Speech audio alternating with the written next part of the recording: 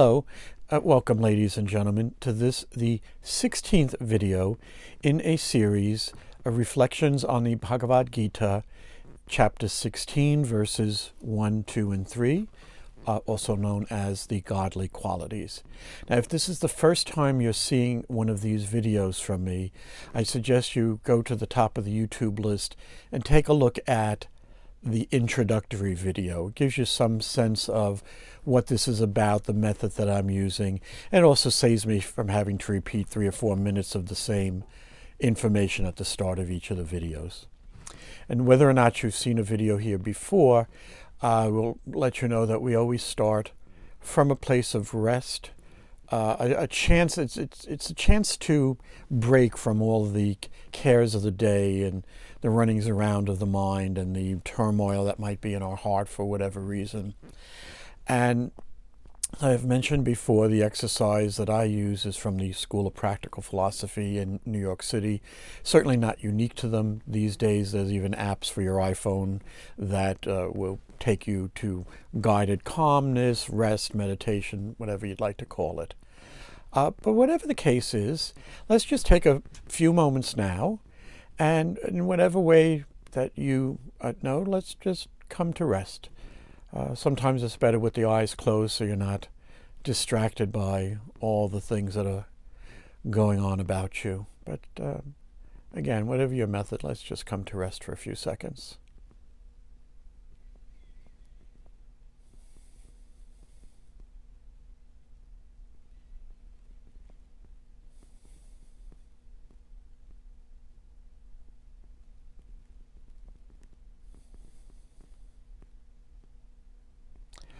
Good.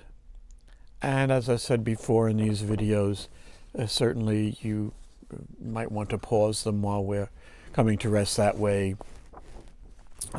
you take whatever time that you need. So here we are, and we are in verse 2, nearing the end of the first line of verse 2. As I have said previously, these are not speedy videos. If you notice, they're all at least 40 minutes long, somewhere between 40 and 50 minutes. They have a part 1, they have a part 2, and they are literally looking either word by word or phrase by phrase at these 3 verses. And some of the phrases or words are so rich that actually 2 videos are needed. Today's word is shanti, okay? Now that may be a word in these times. We're coming to you August 2020, and in the time from when I first attended the school and from even when it was originally came from England and over to New York, I would say back in the late 60s, early 70s, if people knew the word shanti, you were probably a hippie or somebody far out living in a commune, whatever the case may have been for that time. I think that nowadays the word is not as unfamiliar. And so many people would know that shanti is peace. Now, peace is a rather large word. But fortunately, we're going to continue in the way that we've been with this, and let's look at the dictionary definitions first and see what arises from that. So we have shanti, all by itself as a standalone word. And just looking at what I've pulled out of the dictionary here, we have tranquility, peace, quiet, peace or calmness of mind, absence of passion, averting of pain, indifference to objects of pleasure or pain, alleviation of evil or pain, cessation, abatement, extinction of fire or heat, any expiatory or proprietary right for averting evil or calamity, peace, welfare, prosperity, good fortune, and so on down the line. So that's the dictionary definition of shanti. Now, as we've mentioned before, all of these words have a root that they spring from. In this case, we have two roots that are giving you a sense of Shanti. The first one is Santa, not Santa, Santa, and that is appeased, pacified, tranquil, calm, free from passions, undisturbed, gentle, mild, and there's quite a list on that one also. And the other root is Sam, and that is given in definition as to toil at, fatigue, exert oneself, especially in performing ritual acts, to prepare, arrange, become tired, finish, stop, come to an end. And I think just right away, and by the way, this was one of the words where I really didn't look at all, figuring that we kind of already have a lot of ideas about peace, and B, it's a word that runs through the Upanishads and the Gita. In fact, it usually is the closing wording of an invocation. But one thing that strikes me right now about the two roots, the first one, Santa, is, I think, closer to the way that we think of peace, which is this very calm, tranquil, free from passions, undisturbed. You know, somebody, just look at any cartoon or current commercial, it's always the wise man on top of the mountaintop, and undisturbed by anything. Could be a snowstorm out there. And in some sense, Shanti includes that, but it's a little cartoonish. But Sam here is a more interesting one, in that it is not your being. We talked about purity of being. In fact, we talked for 2 videos on purity of being, purity of heart. And the first, the Santa one of peaceful, already being at peace, is closer to that. But when you're looking at kind of becoming peaceful after kind of exhausting all the other possibilities, and the one thing that springs to mind immediately is that we did control of the senses and talked about taming of wild horses and bringing that under control. And just in, and I'll put these up here, not that, but I will put up the roots over here, that the second definition really contains in it almost the previous word we just looked at, Tyaga, which was renunciation, meaning that you're peaceful because you stopped fighting in a way, which of course is pretty well close to the definition of what we would think of as worldly peace. When the fighting ends, then supposedly there's peace there, but at least there isn't this war. So the appropriately named book, War and Peace, are giving you these two sides of the coin, as it were. So what is this verse pointing to?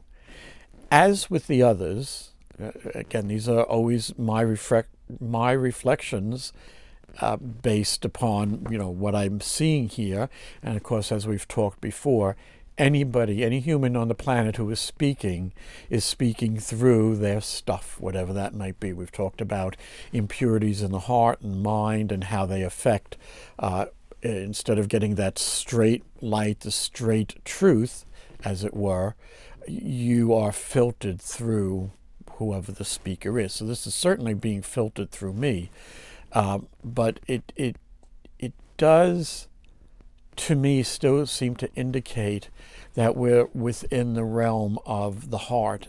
And one of the things that I did kind of reflect upon a little bit before I started speaking here is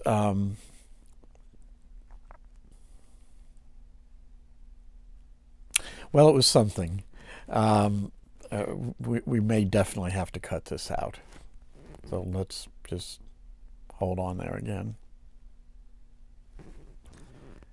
So we had to put a little bit of break in there, mainly because ideas come by in the mind, and sometimes if you don't catch them, they just kind of keep going.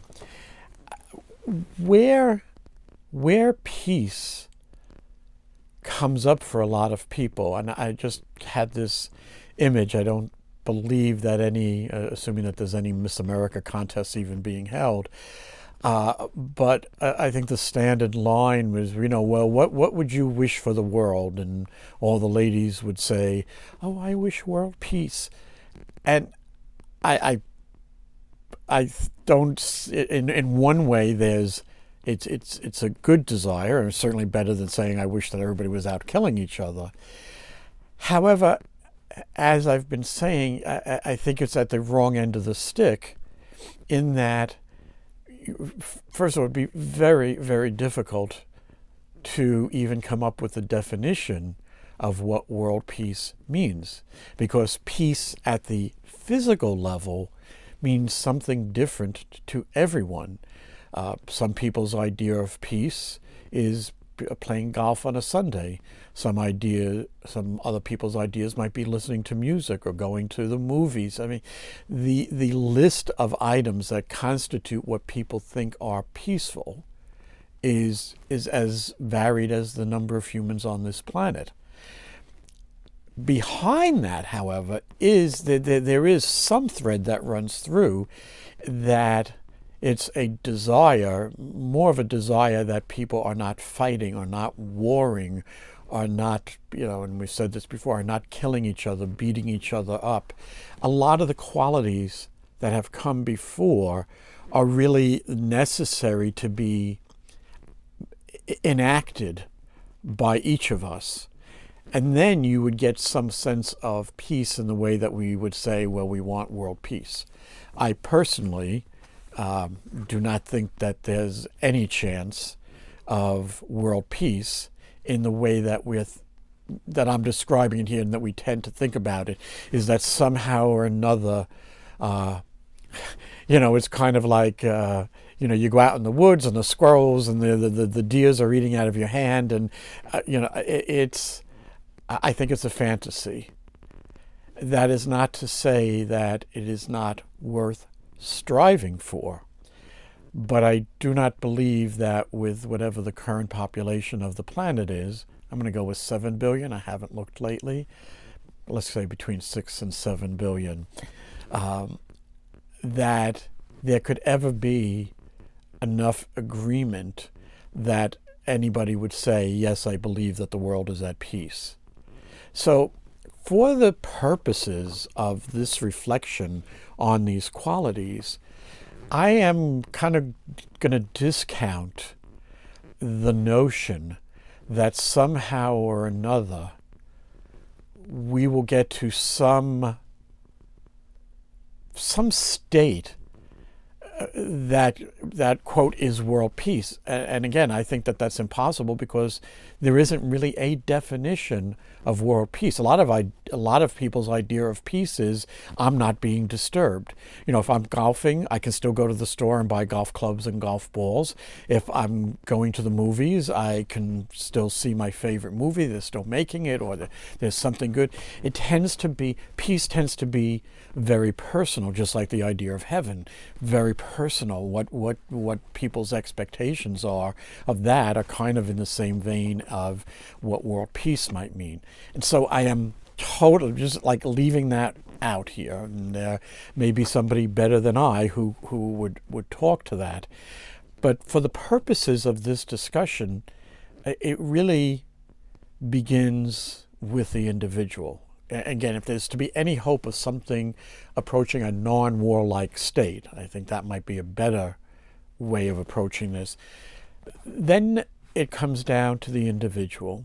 And it goes with what I've said in the past few videos, using the example of a lake that's being polluted by some factory, let's say, upstream. Yes, you may have to, take the plastic bags out of the lake and take the oil out and clean up the ducks and the geese and the wildlife. But there's no end to that. Cleaning at that level, as I said, I do appreciate where we are with COVID-19 and people cleaning the physical world, which is useful, but that's not the be-all and end-all of this. The same way with world peace, it is not. It doesn't start at the end of the line. It's like we got to start back and look at ourselves, and I believe that part of the I'm looking for it over here, pacified in mind, at rest in mind, that would give you a better place to start on the idea of peace. If your own head is a war zone, you are in a better position to do something about it than you are to bring peace to the Mideast. Not to say that you may get elected president and may decide that that's something that you want to do. But leaving that aside, because most of us aren't going to become president, again, I'm coming to you from America, the best place to start, as it is with every one of these qualities that we've talked about, I don't know, say it again and again, is maybe called the godly qualities, but it's really qualities that are useful to human beings. And so the best place, if one is looking for calmness of mind, is to see if, and we always point here, that's kind of universal for mind, even though that's not the whole, what's in the head here is not the whole story. But it does give a nice solid place to start from. And again, if your head resembles a war zone, that, as the saying goes, should be a sign. Now, if you want to be in that state, and when we talked about anger, I certainly think that a lot of people enjoy that. You get on your high horse or your soapbox or whatever, and even if there's not an audience around, or even if there's not somebody to yell at or scream at, well, that's okay. I'll just keep the stuff running around in my head, and then that'll do just fine. Thank you very much, ladies and gentlemen. And then, of course, the difficulty with that is that what you practice, you become very good at. So if you practice the piano 8 hours a day, you might be able to play Carnegie Hall one day. If you practice this turmoil of mind day and night, or even if it's 8 hours a day, I suggest it's day and night. You're probably not going to have a good night's sleep, no matter what the commercials say about what mattresses can do for you. The place for this to be let go, and it is a letting go, and I was, in looking at that, thought it was really wonderful that the word before was renunciation. And I didn't really come to this conclusion in that video, but having peace be the next word. Certainly, if you are looking for inner peace, if you are looking to be peaceful with those around you, certainly renunciation is going to be the key. You need to give up all the things that you are holding on to with a fist like this. And again, I go back to how angry everybody is right now. Some of it is useful, but other of it is just pure madness. And that is a little tough to be a citizen in a society when you have to worry about how mad and angry the people are around you, especially with gun sales up the way that they are. Even before 2020, we were, again, I can only really speak from America, not that I don't read about what goes on in the rest of the world, but certainly in America, we lost our ability to walk down the street and have, as it was called, have the King's Highway be clear, because you could just walk around the corner or be in a building where some disgruntled employee is, on a rampage shooting their former boss, co-workers, or whatever the case may be. I don't want to go down that path too much. We're all familiar enough with it. Are we so familiar with it that we throw our hands up and say, there's no cure anymore, and we just have to get used to the fact that people are going to be shot? In some way, unfortunately, part of that is true. But kind of like getting out of the giant despair castle in Pilgrim's Progress, the key is you've got the key. I know they always pick on that and they say, oh, what a terrible plot twist, and, oh, it pulls the key out of his pocket. I don't think it's that way at all. We all have the key. We all have the knowledge. We all have the ability. We're born with it. The question is, has so much stuff covered it up that you don't remember that you have the key there? And if you don't remember it, there are plenty of other people around to remind you that amongst the many gifts of being a human is you have, in both free will and ability, all the tools needed to change, whether it's point of view, attitude, how you care, how you love, how you treat other people. So when we talk about Shanti as peace, we're not, again, in this very abstract. I find myself, only because I listened to 70s on 70 on Sirius XM, and for reasons unknown, they play John Lennon's Imagine a lot. And first of all, I think it's wonderful that somebody in that position sings such a song and puts those sounds out. I don't have nowhere near that kind of audience. I think I'm up to 2, and that's both me and me on another computer. But as I've said in this, we are so bombarded with harsh, warlike sounds in our day-to-day that it's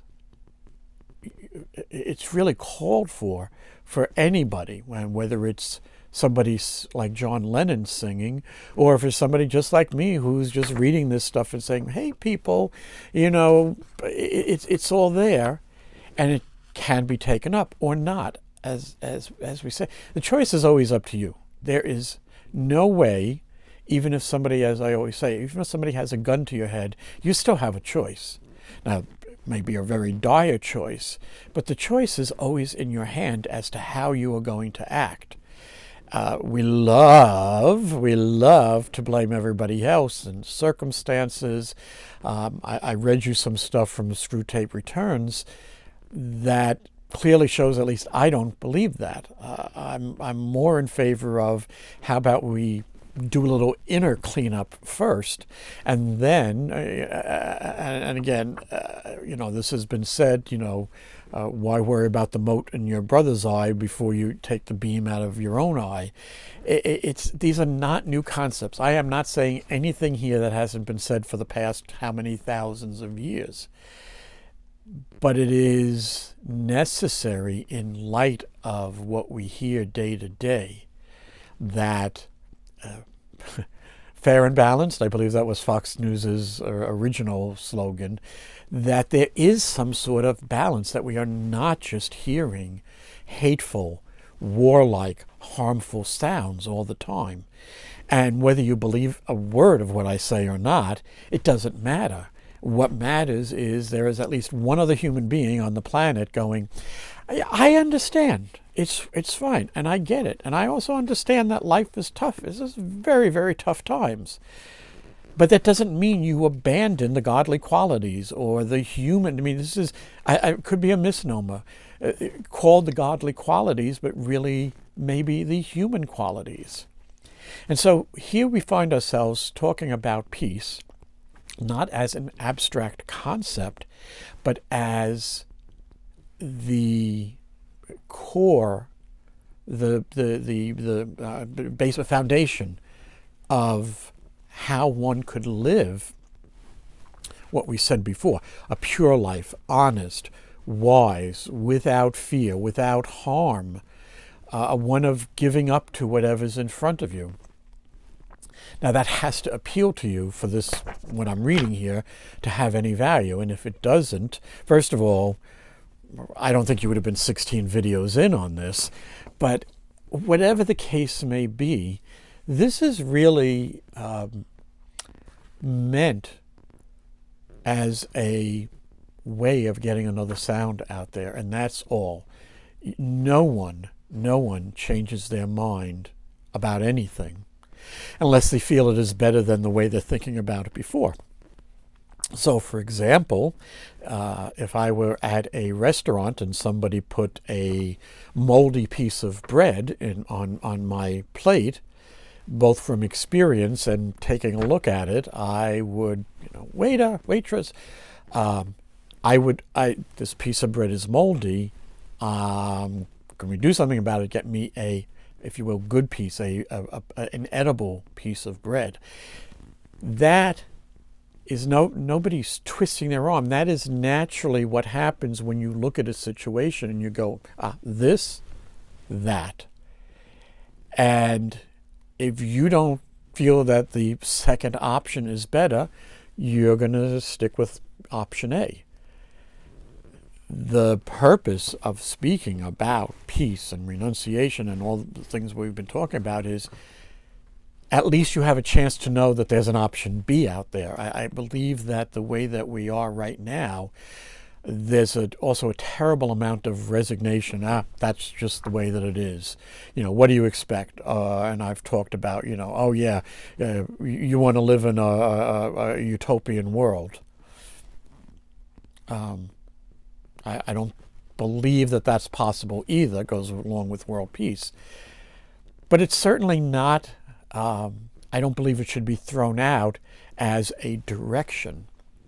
And so it seems whatever word we're talking about here, we end up in two or more, three. One comes back to the individual as to whether or not those qualities will manifest. Two, it's the question I've asked in almost every one of these: how do you feel about either being at war in your mind all the time or having to deal with people who are nowhere near peaceful? And if neither of those is appealing, well, then it may be some time to consider both your own and the people you're dealing with. Some we're forced to. Your boss may be, I'm trying to keep it clean here, your boss may be a person who does not meet some of these qualities, let's say. But unfortunately, if you want to keep bringing home a paycheck, you may have to deal with that. But again, time and time, we're going to almost end up all of these with coming back to cleaning up, disinfecting, Clorox wipes for your inner being, just to use the current terminology that's out there. So I'm going to leave it at that way. I ran a little long, and I purposely left this because I don't think this needs a second video, but it certainly needs its due. So as always, I'm going to put this on pause for me for a few minutes. For everybody else, there'll just be a quick part 2 for a few seconds, and we'll be back in a little while.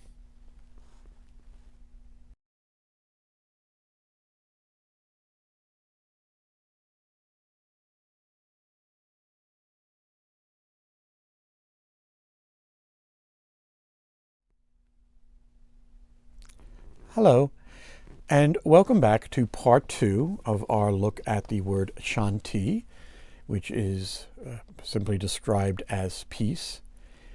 In the first part of this video, we looked at the word kind of universally as the idea of world peace, but ultimately, at least in my reflection, and consistent with what we've been seeing here, we find that we are once again back looking in the mirror and saying that could be a lot of the problems that you're having here.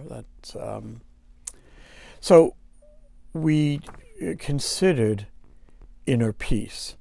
Now, just because we got there, it doesn't mean that this idea of peace is just to be kept in.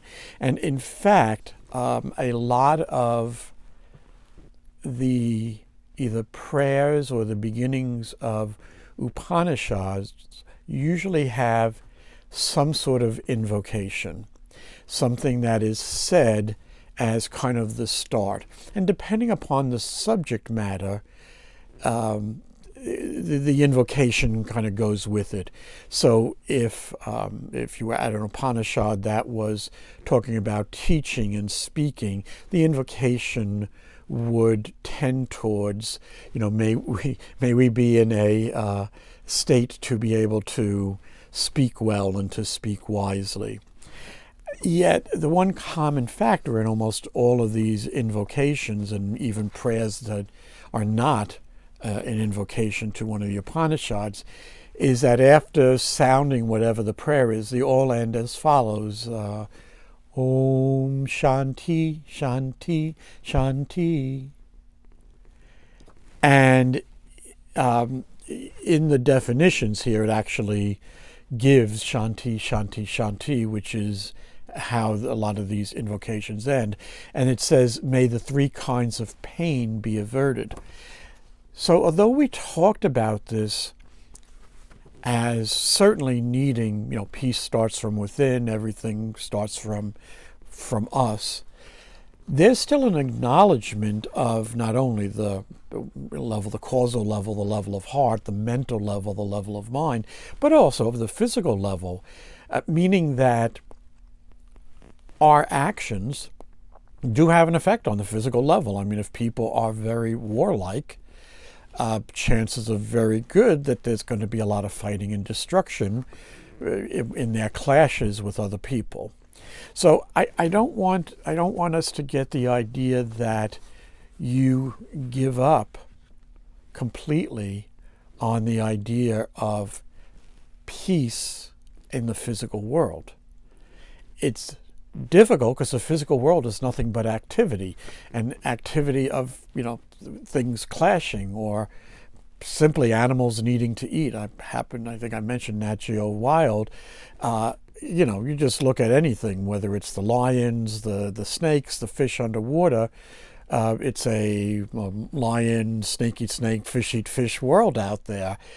And at that level, that's just the way that nature operates. You would never, when the lion lies down with the lamb, maybe not as physical a saying as we tend to think of it. The nature of creation is activity, and it is, in fact, harm to other creatures. Now, of course, what we're looking at here is directed at us humans who have the ability to alter. I mean, a lion is just not going to become a vegetarian overnight. Futurama fans, there was one, they had created a lion that only ate tofu. It was a very pitiful sight. But there is within nature a certain amount of war in survival. And we're not talking about that. We're talking about war that proceeds from hate and anger, ill will. And the next word we're going to get to is just a treasure trove of, if you will, ill will, okay?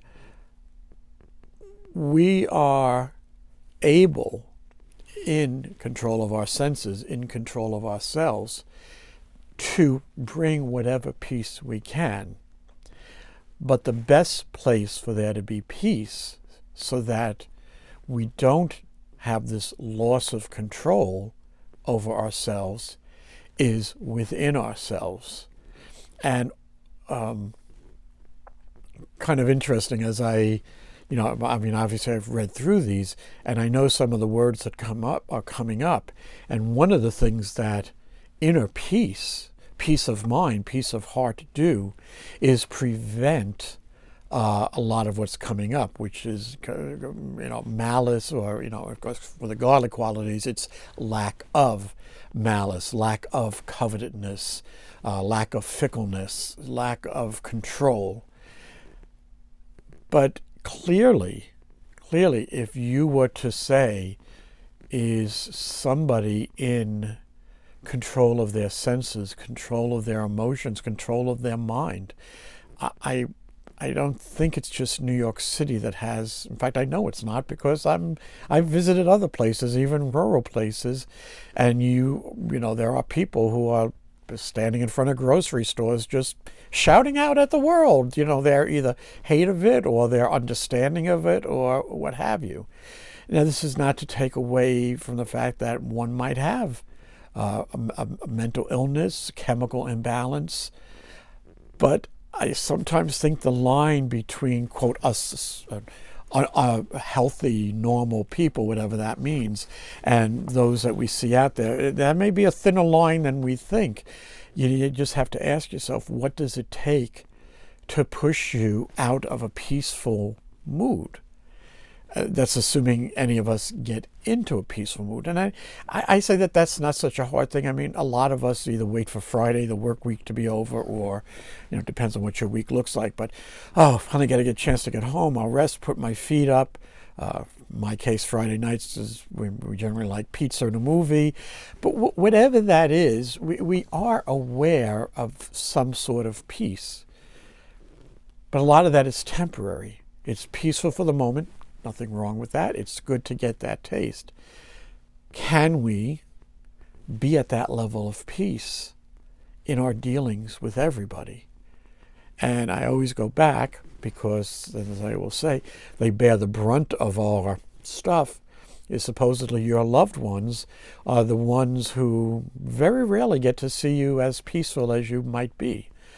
And really what I've been seeing in all of this is it's a call to action. It really is. It's a call to self-examination, self-reflection, a real call to say, how am I treating those around me? And is it, back to the golden rule, is it the way that I would want to be treated? And, if the contemplation, if reflection, if consideration of the word peace naturally brings us to the golden rule, I think that that's as much as could be asked for. Is that not only do we benefit from the inner peace, but those around us do. And this kind of peace, this kind of care, compassion, lack of anger, has benefits. Now, the unfortunate part is we want to know just how good we do. We've got, I may have Sanskrit here, but, the other, if I went to section 2 of the book, the other pieces of paper that we keep is the scorecard of how well we're doing and how favorably we're looked upon. And unfortunately, am I right? Which is another biggie. What I see here is, doesn't matter. Doesn't matter if in your mind you're unpopular or you lose friends.